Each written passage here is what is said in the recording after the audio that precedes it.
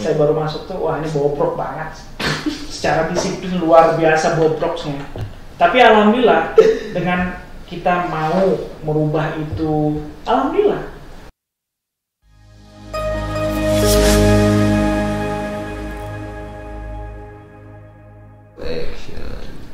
Oke. Selamat, sekarang jam 4:30 ya. Selamat sore Aquilers. Oke. Hari ini kita bareng sama Pak Junaidi selaku Chief HR Development NGA Manager. Oke, Chief HR NGA. Oke. Untuk Aquilers semuanya, biar kita tahu tentang bergeraknya perusahaan itu kayak gimana sih. Sebenarnya ada beberapa pertanyaan yang mau saya lontarkan. Bagaimana peran human resource itu untuk di dalam perusahaan? Oke, kita simak nih. Mumpung ada narasumbernya ya, kece banget. Halo Pak Jun. Ya, halo. Selamat sore. Sore. Iya, kita lepas masker dulu ya. Boleh. Jaga jarak, kita aman. Oke deh. Oke Pak Jun, nih mungkin ada beberapa orang yang masih belum tahu Pak sebenarnya fungsi dan peran seorang HR ini kayak gitu sebenarnya apa sih buat perusahaan kayak gitu, boleh dijelasin nggak Pak dari awal? Oke, yang namanya HR itu adalah human resource, bagaimana dia mengelola ya, manusia yang ada bekerja di suatu perusahaan. Jadi tugas kita sebagai HR itu mengelola manusianya yang bekerja di suatu perusahaan itu bagaimana bisa berkembang. Ya, kita develop mereka, pengembangan diri dari si karyawan tersebut, sehingga saat mereka bekerja di perusahaan itu mereka ada sisi positifnya untuk mereka lebih mengembangkan kinerja mereka, motivasi mereka, kemudian bagaimana mereka bisa prestasi dalam suatu perusahaan, ya, sehingga si karyawan ini bisa menjadi aset berharga buat perusahaan untuk perusahaan itu bisa maju dan berkembang, bahkan bisa menjadi perusahaan yang besar. Oke. Intinya itu. Berarti begitu besar peranan HR ini lebih ke sumber daya manusianya. Betul sekali. Oke, jadi memang benar-benar untuk mendapatkan karyawan terbaik ini HR ini benar-benar berarti harus memfilter dong Pak. Betul. Alurnya kita sebagai HR adalah bagaimana karyawan yang masuk, ya, calon karyawan masuk ke dalam suatu perusahaan, kita yang membinani itu. Mulai dari kita terima mereka, kita interview, kita screening, kita psikotes, sehingga hasilnya itu adalah calon-calon karyawan yang terbaik. Tentunya dari calon-calon terbaik itu dipilih oleh user yang meminta kepada HR untuk divisinya masing-masing. Jadi bukan bergerak independen HR langsung pilih ini segala macam. Tidak. Tapi kita minimal kita mencari yang terbaik dari calon-calon karyawan tersebut untuk kita sajikan ke pihak user yang akan memakai calon kandidat tersebut, sehingga yang terbaik itu akan dipilih 1 atau 2 sesuai dengan kebutuhan dari divisi masing-masing yang diminta oleh pihak usernya masing-masing. Oke, berarti HR ini menyaring lalu merekomendasikan ke user ya? Balik lagi ke tangan user berarti ya Pak ya? Bahasa saya gini, HR ini seperti dalam dapur ya, sebelum dimasak kan bahan-bahan untuk makanan yang mau kita sajikan itu kan kita siapkan dulu nih ya, bahan-bahan makanan tersebut kita masak dengan baik sehingga makanan itu disajikan ke yang kita mau sajikan, gitu. Kalau kita sajikan baik, maka orang yang akan makan makanan itu akan baik juga dong. Analoginya kayak gitu. Seperti itu analoginya. Ya. Tapi kalau makanan itu sendiri tidak baik, ya pasti ya mungkin sakit perut atau bisa muntah, gitu kan. Makanya seorang HR itu bagaimana bisa meng-hire karyawan itu yang terbaik untuk melengkapi atau memberikan calon karyawan yang terbaik buat masing-masing divisi yang ada di suatu perusahaan tersebut. Menjadi bagian dari perusahaan. Ya, betul. Berarti memang harus ada beberapa step ya Pak ya. Kalau bisa langsung user langsung gitu, mereka juga mungkin mungkin menghindari penilaian subjektif ya sih Pak? Ya, pertama subjektif, karena kita saat kita interview saja kita udah bisa tahu nih bagaimana move-nya mereka, keinginan mereka untuk bekerja di kita, ya, mentalnya juga kita tes, ya. Kemudian kita ada yang namanya screening, ya, mulai dari psikotes hingga nanti masuk kepada interview dengan user. Dari situ nanti akan ada tuh tersaring dari kandidat-kandidat yang kita panggil untuk memasuki suatu vakan atau kekosongan dalam suatu divisi yang mereka butuhkan karyawan yang kita hire, gitu. Oke, berarti memang penilaian itu ada dari HR juga ya Pak ya? Ya pasti dong. Cuman yang memutuskan dari user, ya. Kayak gitu. Yang intinya kita udah memberikan kandidat-kandidat yang terbaik, calon kandidat terbaik untuk si user itu, tinggal mereka yang pilih. Ya. Pasti dong akan mereka pilih, gitu. Sesuai dengan mungkin kemampuan dari ilmunya, disiplin ilmunya, juga mungkin dari kemampuan dia bekerja, ya, kemudian bagaimana skillnya, keterampilannya terhadap pekerjaan yang dia ikutin. Gitu. Kalau untuk rekrutmen ya Pak ya, seperti itu ya Pak ya, misalnya untuk rekrutmen, saya mau nanya sih Pak, sebenarnya pasti kan setiap divisi ada program kerja ya Pak ya. Pasti. Salah satunya program kerja Bapak adalah merekrut karyawan terbaik nih, sehingga menjadi SDM perusahaan, sehingga bisa menjadi aset perusahaan. Betul. Dan seperti itu ya Pak ya. Itu punya pertimbangan dan punya analisa sendiri nih Pak. Nah, selain itu pasti Bapak ada program untuk pendevelopan gak sih Pak? Maksudnya untuk mendevelop karyawan jadi kayak dia yang tadinya A jadi B kayak gitu. Dia yang tadinya mungkin orangnya agak sulit bangun pagi gitu. Karena kan banyak orang yang masuk kerja itu kan kita nggak tahu latar belakangnya dia, bisa jadi dia mungkin udah biasa kerja shifting, bisa gitu ya Pak ya. Tapi tuntutan perusahaan harus kerja pagi kan gitu ya. Itu bisa develop gak sih Pak? Pasti bisa. Manusia ini bahasa saya unik ya, nggak seperti mesin yang kita on kan ya dia jalan, kita off kan dia mati. Manusia ini ya unik, beda-beda gitu. Bisa kita setir, bisa enggak gitu. Bisa kita kasih punishment, dia akan berubah. Ada yang kita berapa kali kita kasih punishment, tidak berubah-ubah gitu loh. Makanya saya punya program pertama sudah kita lakukan kemarin di bulan Januari, yaitu upgrading salah satunya. Oke. Bagaimana upgrading ini ya membiasakan karyawan itu untuk lebih baik lagi, mulai dari faktor kinerja, disiplin kerja, kemudian teamwork, loyalitas terhadap perusahaan, sehingga terbangun tuh semua, gitu. Dan alhamdulillah dari hasil upgrading ini banyak perubahan, mulai dari disiplin kerja nih, yang dulunya mungkin awal-awalnya mereka banyak sering telat masuk kerja, tapi dengan adanya upgrade ini minimal udah mulai mensuasanakan diri mereka untuk bisa lebih disiplin dalam bekerja. Sering telat tuh Pak? Pasti dong. Kebanyakan seperti itu. Dilemanya seorang HRD menangani karyawan itu pasti dari hal disiplin yang utama. Disiplin ya Pak ya? Luar biasa. Pasti. Anda pun pasti akan merasakan dulunya. Kalau mungkin dulu saya telat, sekarang bisa merasakan bagaimana kita kecil waktu nih, masuk jam 9. Paling tidak kita nggak mungkin kita telat, tapi minimal mepet. Tapi kan udah lumayan kan, ada perubahan kan. Iya benar.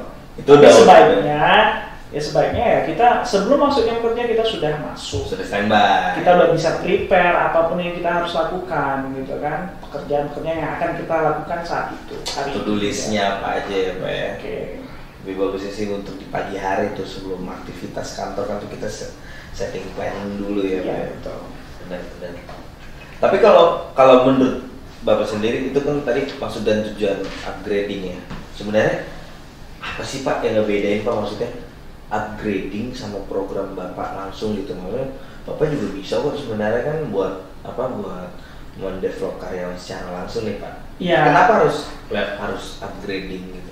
Sebenarnya upgrading itu dibanding kita buat training di HRD itu untuk SDM itu ada plus minusnya. Pertama kalau upgrading itu kita pakai jasa ya orang ketiga.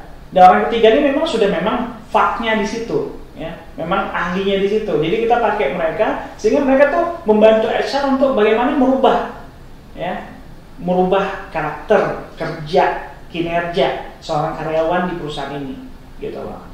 Tapi kalau program HRD seperti itu mungkin nyasarnya saat itu, tapi membekas itu kayaknya lama gitu loh. Atau kadang ada yang berbekas, ada yang enggak. Tapi kalau di upgrading itu, selain dia belajar bagaimana dia bisa mendevelop dirinya, mengembangkan dirinya, dia juga minimal dia tuh merasakan bahwa saya butuh refreshing, butuh hiburan sambil dia belajar, sambil dia refreshing gitu, sehingga semangat mereka tuh berubah ya. Yang tadinya kurang semangat jadi semangat, yang tadinya malas-malasan jadi mulai rajin, yang tadinya dengan temen ya antara satu dan lain nggak kenal atau tahu tapi nggak bisa deket. Jadi komunikasi ya. Intinya sih bagaimana membangun komunikasi antara divisi, antar dalam divisi juga. Kadang satu divisi pun karyawan itu kan juga tidak mungkin komunikasinya kurang baik gitu kan, sehingga ya ada miskomunikasi. Iya kan? Antar divisi ya Pak. Betul, itu antar divisi. Bisa juga dalam divisi itu sendiri miskomunikasi. Di internalnya juga bisa. Di internal divisi itu sendiri bisa jadi miskomunikasi. Makanya dengan ada upgrading ini minimal kita bagaimana nyamakan nih ya. Saya kenal dengan si A, tapi saya nggak paham si A ya. Bahasanya kalau nggak kenal maka nggak sayang gitu kan. Nah, makanya saya lebih pahamkan bahwa dengan dia kenal dengan temannya sendiri, baik di satu divisi atau antar divisi, maka dia akan merasa bahwa saya lebih paham dengan bagaimana teman kita, rekan kerja kita. Oke, buat Aquilers yang lagi nonton podcast ini ya, ini nih di sini nih, apa nggak bisa lihat, saya doang nggak bisa lihat. Nah ini contoh kegiatan kita nih saat di upgrading. Nah ini kalau misalnya teman-teman mungkin mau tahu apa sih upgrading kayak gimana sih? Nah tadi selain penjelasan Pak Jun, nah ini ada juga nih dokumentasi kita nih kayak gini, gitu. Oke, berarti intinya ini adalah bagaimana kan ada beberapa perusahaan mungkin ya Pak ya itu yang mereka ada dana nih, ada dana perusahaan ya kan setiap bulannya atau setiap tahunnya gitu untuk mereka berlibur gitu ya. Tapi ini Pak Jun lebih memilih untuk mereka tetap liburan tapi pulang tuh bawa komitmen ya Pak ya. Ya, komitmen bagaimana mereka tuh merasakan bahwa saya ini bekerja di perusahaan bukan hanya untuk cari uang semata, tapi bagaimana dia bisa berkesan bekerja di perusahaan itu.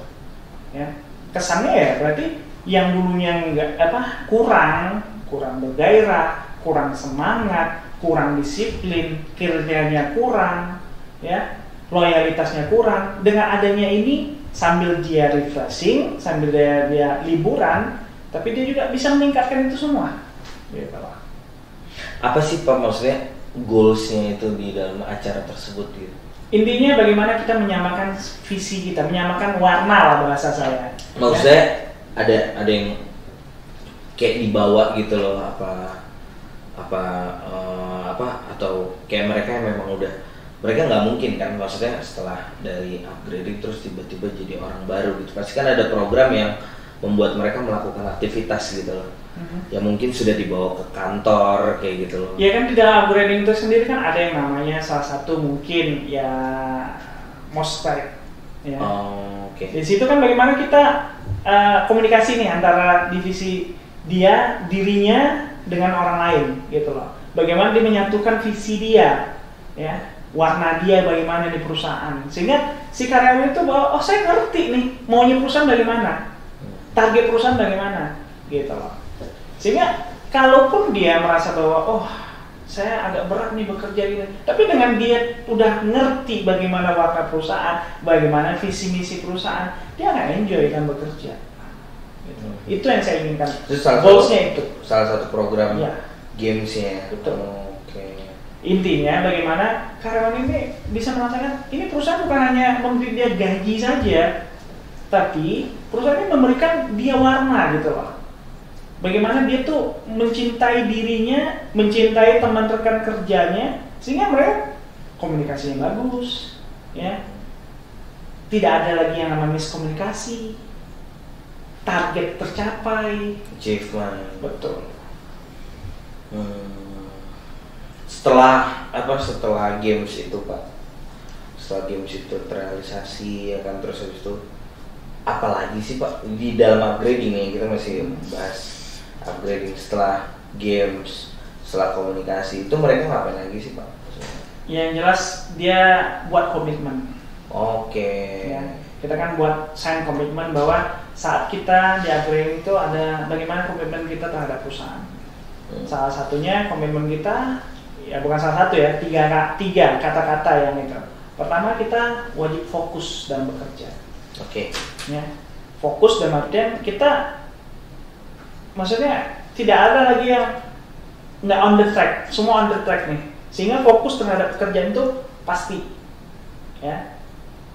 Akhirnya target pun tercapai. Ya, achieve target. Kemudian yang kedua yaitu loyalitas kita terhadap perusahaan. Ya, dulunya kita berkira atau berhitung nih, oh 1 jam saya bekerja saya mau hitung gitu loh, untuk kita minta OT atau overtime, lembur gitu loh. Kalau sekarang ya saya nggak kira-kira ya loyalitas kan. Betul. Masuk seharusnya misalnya jam 9, dia masuk jam 8, 1 jam itu nggak dibayar, atau dia pulang jam 4, dia pulang akhirnya jam 5, dia nggak dibayar gitu.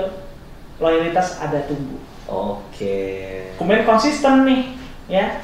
Ya kalau kita bilang A, ya A, targetnya 100 ya 100, nggak 20, nggak 90, tapi 100, konsisten. Oke. Berarti itu emang benar-benar benar-benar ada tadi apa ya Pak? Fokus, loyalitas, sama konsisten ya. Oke, berarti emang benar. Tapi program itu emang works Pak. Bagi saya itu salah satunya works banget buat Aquila, karena yang pertama diadakan yang namanya upgrading untuk seluruh SDM karyawan di Aquila. Yang kedua ya kita udah berjalan hampir masuk tahun kelima nih perusahaan yang berdiri. Baru pertama kali nih kita bisa jalan-jalan bareng-bareng. Semua satu karyawan gitu. Karena hati kali Pak ya. Iya, betul. Terlalu padat aktivitas Aquila ini. Betul. Dan alhamdulillah disupport oleh manajemen. Ditambah lagi disupport oleh owner kita sendiri. Oke. Gitu. Akhirnya semangat kita tuh bertambah gitu. Bahkan owner kita datang di acara itu. Iya sih. Ya alhamdulillah acaranya berjalan dengan baik, hasilnya pun alhamdulillah ada. Ya. Ada minimal perubahan lah dari perilaku, kinerja, attitude, disiplin, semua ada perubahan. Saya ada pertanyaan ini buat Pak Jun. Saya ngelihat ini pengalaman saya aja ya pas upgrading kan. Itu saya ngelihat Pak Alam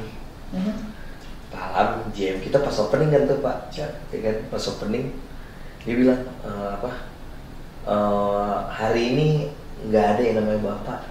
Ingat gak sih Pak? Ya kan? Ya Pak. Itu kan program Bapak gimana? Iya, jadi dalam upgrading itu kita nggak ada lagi yang namanya kita merasa manajer, kita merasa general manager, kita merasa bawahan, kita merasa atasan, tidak, kita semua sama. Ya. Terus kita hilangkan tuh nama status kita, jabatan kita, sehingga kita gampang nih. Ya, gampang untuk komunikasi, nggak ada sungkan-sungkan, nggak ada gap-gap lagi antara atasan bawahan. Ya, si bawahan pengen apa, atasan pengen apa. Nanti itu bisa kembali saat dari upgrading itu kita udah nggak ada lagi sungkan-sungkan terhadap ke atasan kita. Menghormati iya, tapi bukan sungkan lagi. Menghargai iya total. Ya. Tapi untuk kayak agak gap bisa, ya takut gitu, untuk bicara gitu. Menghormati pasti dong, tapi tidak ada lagi namanya ketakutan kita untuk bicara dengan atasan, ya. Tapi bukannya ada yang bilang ya Pak, maksudnya bukannya kesenjangan itu perlu ya Pak? Iya, tapi kesenjangan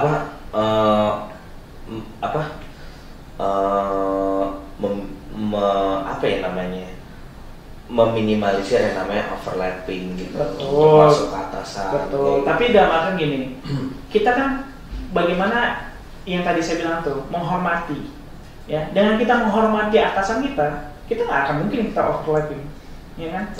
Kita nggak mungkin merasa bahwa saya yang manajer atau saya yang menjadi general manager.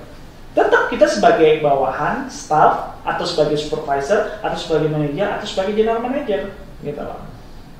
Ya.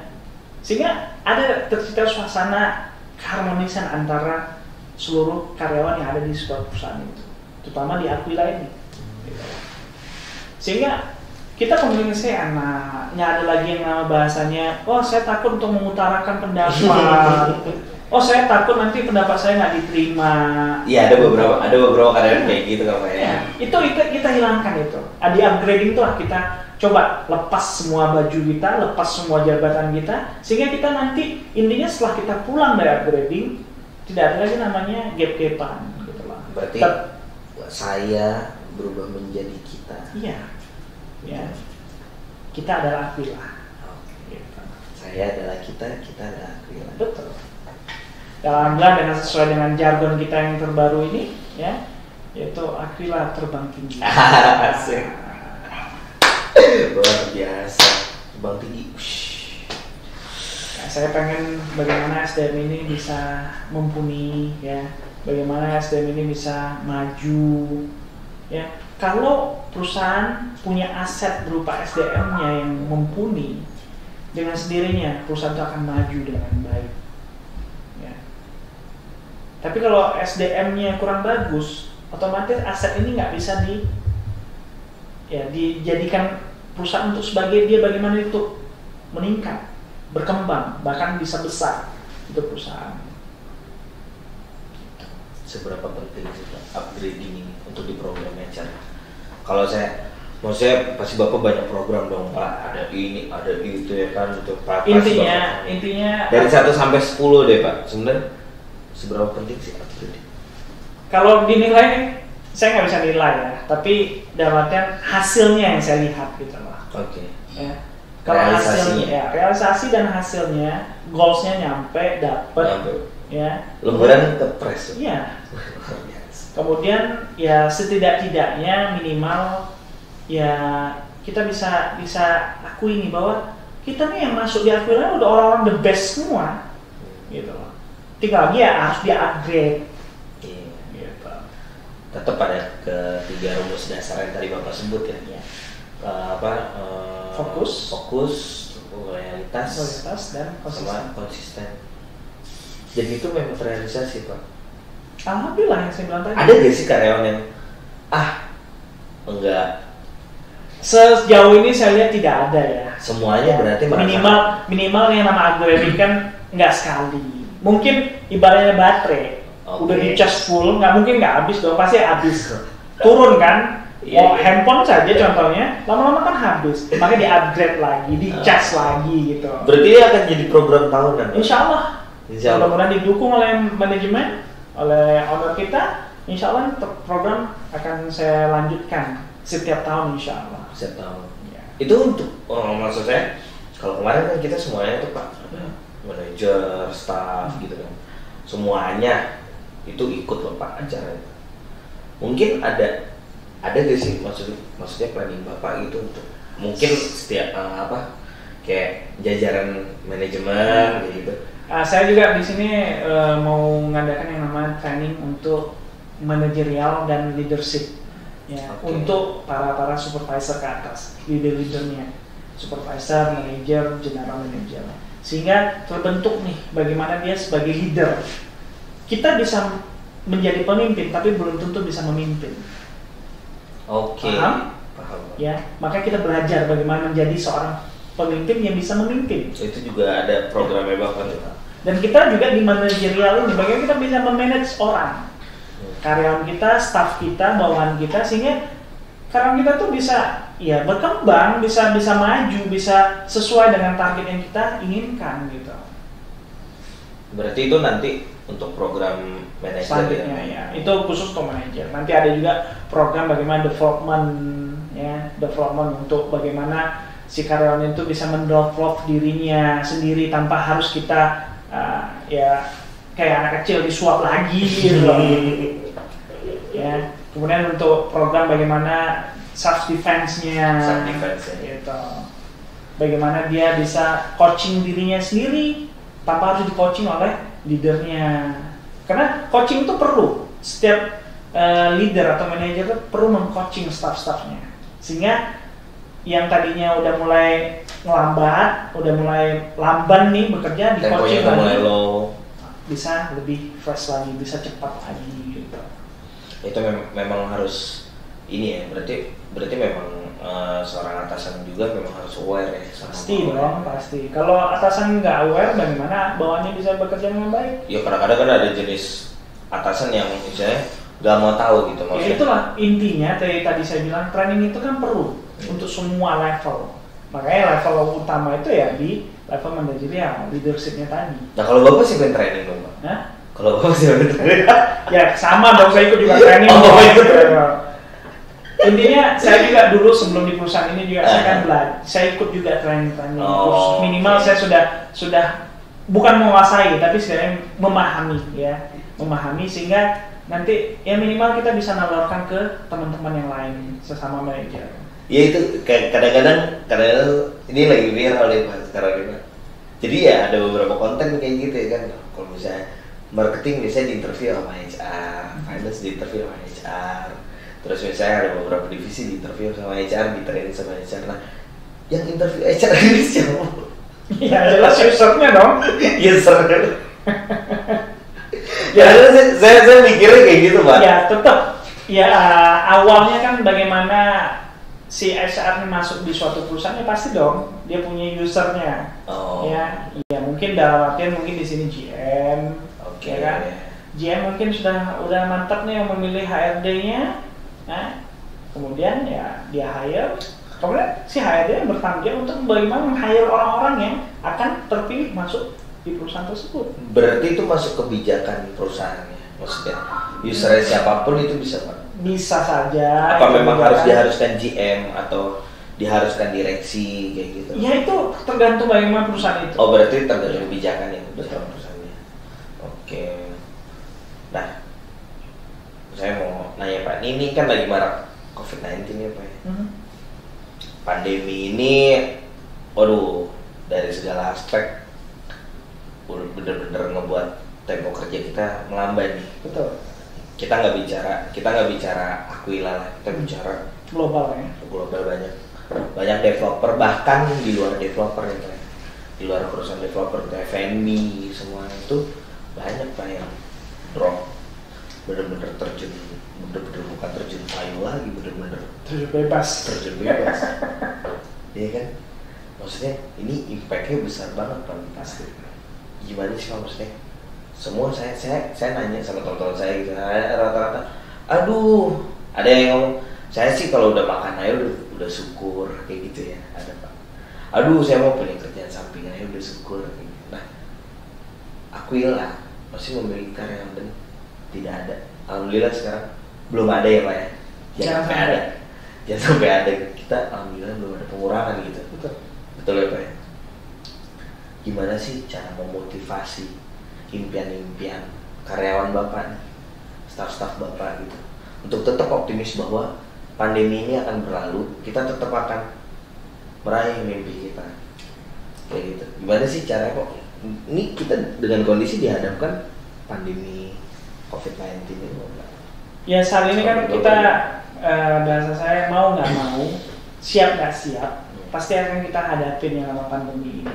Pandemi ini memang secara keseluruhan bisa menghantam semua lini, ya, mau developer kah, F&B kah, perhotelan kah, atau yang lain sebagainya, pasti memukul semua. Tapi intinya bagaimana kita bisa bertahan, survive di pandemi ini, itu intinya bagaimana si SDM ini, ya, bisa bekerja dengan baik. Minimal target-target yang sudah dicanangkan atau diprioritaskan oleh manajemen itu setidaknya kan 50-75% bisa kita capai. Ya intinya pada SDM itu sendiri, bagaimana dia mampu, dia mau ya bagaimana perusahaan ini bisa menjalani kondisi pandemi ini dengan baik sehingga perusahaan tetap survive, bertahan gitu loh. Semua orang pasti akan berpikir wah impossible, tidak mungkin, tapi yang nama manusia yang saya bilang tadi awal tadi, manusia unik ya, dia ditekan bagaimanapun ya, tapi kalau seandainya dia mampu menahan tekanan itu, insya Allah bisa berhasil gitu untuk lebih baik ke depannya. Percaya Pak? Ya. Optimis Pak? Optimis Harusnya ya, karena kita manusia ini kita bisa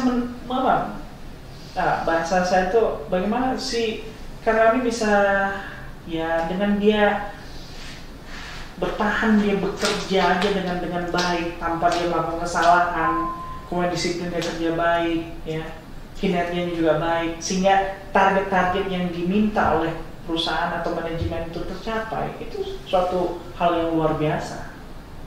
Jarang dong yang nama perusahaan sebesar apapun kalau SDM-nya rapuh, saya yakin pasti hancur itu perusahaan, pasti jatuh itu perusahaan.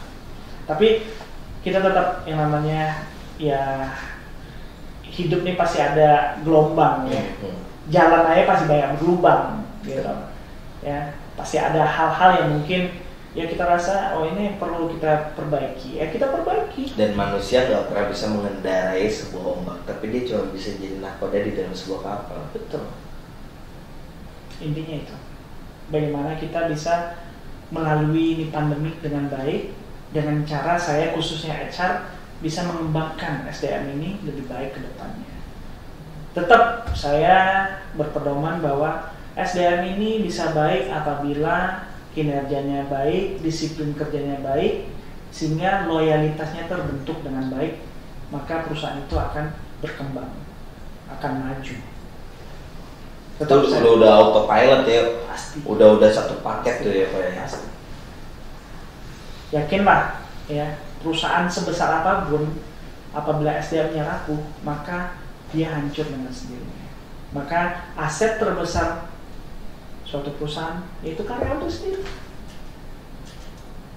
Contoh nih, saya ngeliat perusahaan-perusahaan besar, ya saya nggak sebut nama lah ya. Ya, adalah. Ya, adalah.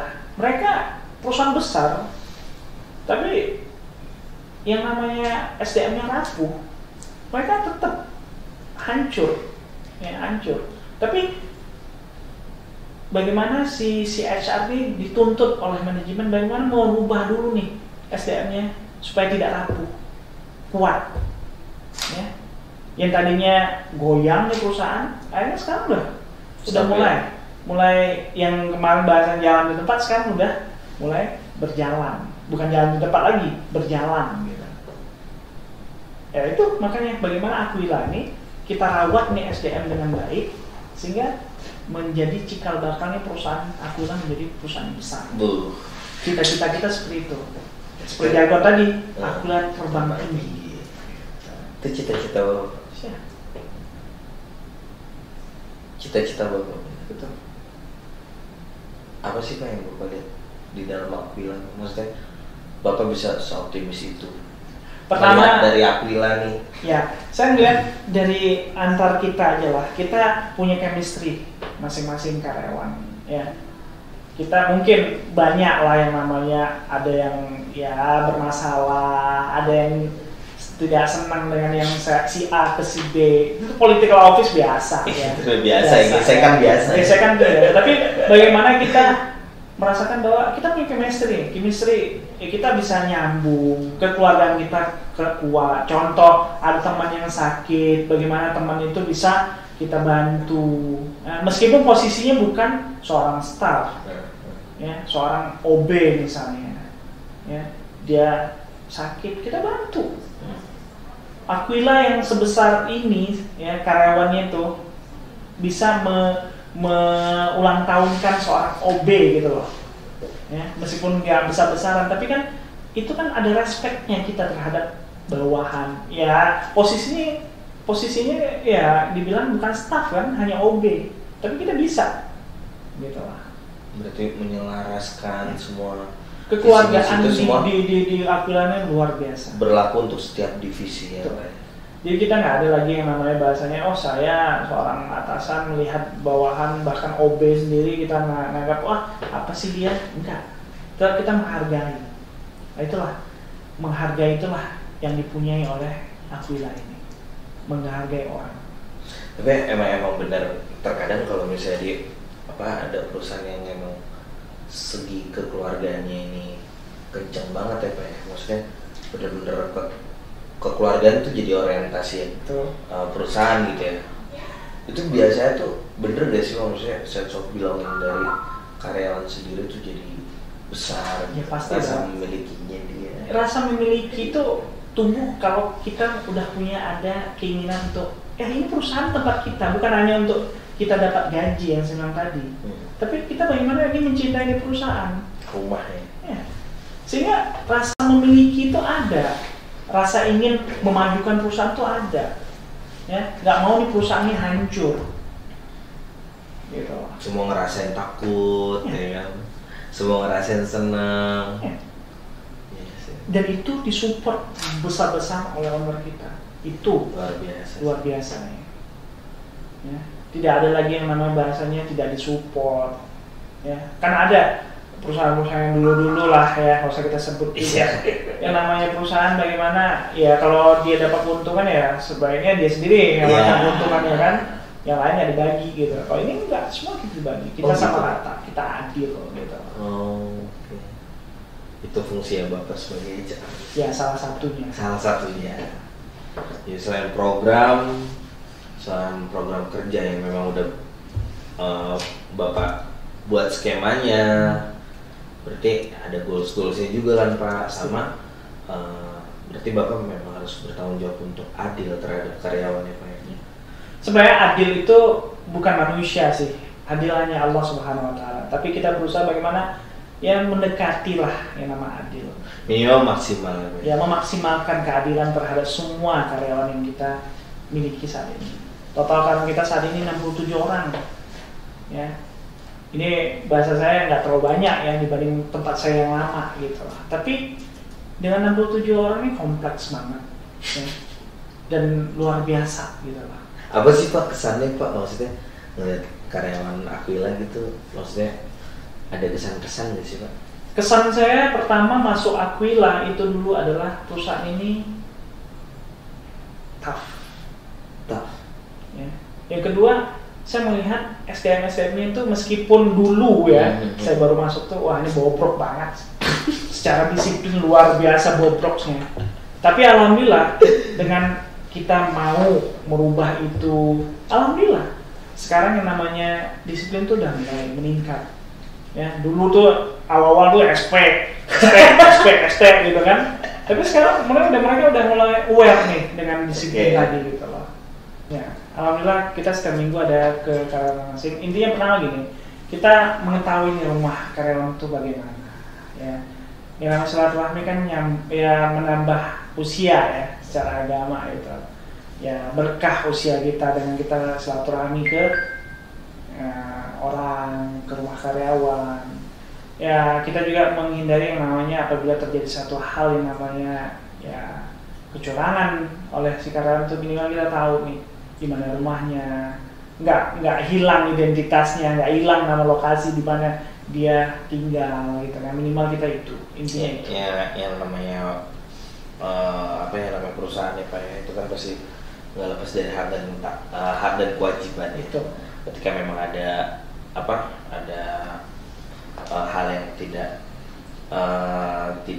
yang unpredictable gitu kan, itu kan mungkin bisa jadi database kita ya. Betul. Yang kedua juga program HRD juga, pertama kita juga ada yang namanya datang ke project kita ya seminggu sekali, ya minimal mereka merasakan bahwa orang HO office-nya pasti akan datang ke project. Nggak sombong lah, mentang-mentang di HO di head office, tapi kita juga datang ke sana, lihat mereka. Emang ada yang ngomong gitu? Ya itu kan ibaratnya supaya menghindari yang namanya kata-kata seperti itu. Tapi so far enggak ya? Alhamdulillah tidak, karena mereka wah ini datangnya dari head office dapat bisa ini bisa itu gitu kan. Minimal mereka tuh ada perhatian dari kita orang head office ini, sehingga mereka tuh merasa oh saya merasakan juga sebagai karyawan gitu lah. Termasuk saya juga program ke karyawan harian. Kita kan juga punya harian. Oh iya benar. Jadi setiap bulan saya ada yang namanya kunjungan ke mereka, sehingga kita datang hadir ke mereka tuh supaya kita tahu nih apa sih keinginan mereka, keluhan mereka, gitu loh. Minimal kalau kita bisa kasih solusi hari itu kita bisa solusi, ya. Tapi kalau enggak kita bisa sampaikan saat kita ada meeting dengan manajemen. Minimal kita aspirasi mereka tuh apa sih, keinginan mereka tuh apa sih, gitu. Emang harus mendengarkan Ya, gitu. betul. Ya banyak sih program-program yang alhamdulillah mudah-mudahan secepatnya kita akan lakukan ya di tahun ini. Ya mudah-mudahan didukung, disupport oleh manajemen sehingga hasilnya untuk SDM kita lebih baik lagi ke depannya. Gitu. Satu kata Pak, untuk Aquila. Jadilah yang terbaik, ya meskipun kita belum yang terbaik. Jadilah yang terbaik meskipun kita belum terbaik, berarti satu kalimat ya. Agak panjang ya. karena susah untuk diungkapkan Ya, dalam itulah Aquila. Ya. Saya merasakan di sini saya bisa jadi Junaidi yang sebenarnya. Oke. Dulu saya tuh kaku. Serius Pak? Ya. Bahwa orangnya kaku. Ya. Di sini saya bisa jadi diri saya sendiri. Saya bisa mengeksplor diri saya. Dulu kita terlalu kaku. Ya. Maksudnya udah paper ya gitu. Ya, yang saya bilang ini, perusahaan ini kan awalnya belum ada sistem. Tempat saya dulu kan punya sistem. Jadi kalau kita di perusahaan yang sudah punya sistem, kalau misalnya perusahaan itu sudah punya sistem, kita nggak bisa ngikutin sistem, kita akan terdepak dengan sendirinya. Secara otomatis. Betul. Tapi kalau kita belum punya sistem, kita bisa create tuh sistem. Dan kita termasuk yang meng-create. Ya. Makanya kita bangun di sistem, sehingga sistem itu untuk kita, dari kita, kepada kita juga. Semuanya untuk kita. Tidak lagi saya gitu loh. Ya. Kita. Untuk kita semua. Betul. Luar biasa Pak. Ini seru sih Pak ya. Ngobrolin soal Pak. Ya alhamdulillah sih. Dan artinya biar kita sama-sama bisa menyatakan bahwa Aquila ini adalah perusahaan yang baik, perusahaan yang bagus. Sehingga orang melihat di luar tuh perusahaan ini bisa mampu berkembang, bahkan maju. Gitu. Karena memang setiap perusahaan atau setiap orang juga menginginkan kemajuan yang pasti. Dari memang ketika ada hak dan kewajiban yang terpenuhi, ketika memang semua orang memiliki sense of belonging di dalam satu perusahaan atau satu rumah yang dia bangun gitu, satu wadah yang dia bangun, ya mungkin akan menghasilkan satu target perusahaan yang harus dicapai. Ya kalau saya sih ya semoga aja dengan hadirnya Pak Jun di Aquila nih Pak bisa membangun sesuatu yang lebih baru lagi nih Pak. Insyaallah. Karena kita sudah mulai nih Pak ya kan. Semoga aja tetap stabil gitu loh Pak maksudnya. Semoga aja program-program Bapak tetap terrealisasi sehingga bisa menciptakan lingkungan kerja yang seperti yang dibutuhkan oleh Aquila sendiri. Kayak gitu. Ya saya sih hadir di Aquila ini bagaimana ya saya mau mengembangkan yang namanya SDM. Ya, karena saya yakin SDM itu bagus, SDM itu mumpuni, perusahaan itu mempunyai aset terbaik, sehingga aset itu akan membuat generator yang baik buat si perusahaan untuk lebih maju, lebih berkembang, bahkan besar. Pada suatu saat pasti. Dan saya yakin dan percaya Aquila ini bisa besar. Sama Pak, saya juga percaya. Ya, oke, sekian itu aja kali ya Pak Jun. Mungkin nanti kita bakal bikin podcast lagi sama mungkin bisa di kegiatan Bapak kali ya. Di kegiatan Bapak atau apa sih kayak gitu kan. Kayak gimana sih psikotes kayak gitu kan, itu kan perlu juga Pak, maksudnya biar mungkin teman-teman ada yang cari kerja juga ya kan, terus juga mungkin ada beberapa konsumen yang melihat video ini kan juga jadi bisa tahu gitu bahwa program-program HR Aquila apa sih kayak gitu. Karena memang ya Aquila sendiri memang sudah terprogram di dalam sisi manajemen. Oke, Pak Junai, thank you banget. Oh iya. Gitu, terus lagi Pak. Oke, sampai ketemu lagi di video selanjutnya. Nanti mungkin kita bakal bahas lagi selain HR, nanti ada beberapa topik yang menarik lagi. Jadi buat semuanya Aquilers, salam Aquila, Aquila terbang tinggi.